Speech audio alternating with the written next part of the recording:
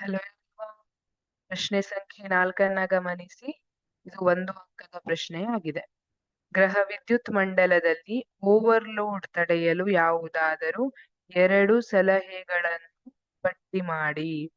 Overload ಅನ್ನ ತಡೆಯಲಿಕ್ಕೆ ಸಲಹೆಗಳನ್ನ ಕೇಳ್ತಾ ಇದ್ದಾರೆ. ನಿಗದಿತ ರೇಟಿಂಗ್ ಇರುವ ವಿದ್ಯುತ್ ಉಪಕರಣಗಳನ್ನು ಬಳಸಬೇಕು.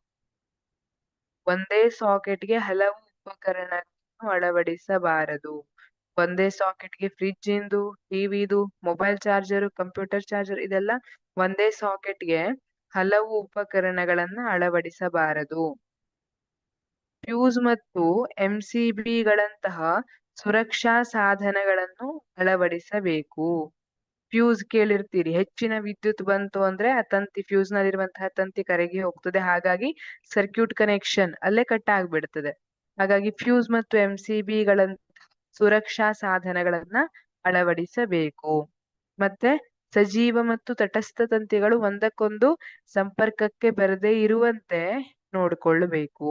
ಇವೆಲ್ಲ ಓವರ್ಲೋಡ್ ತಡೆಯಲಿಕ್ಕೆ ಕ್ರಮಗಳಾಗಿದೆ. Thank you.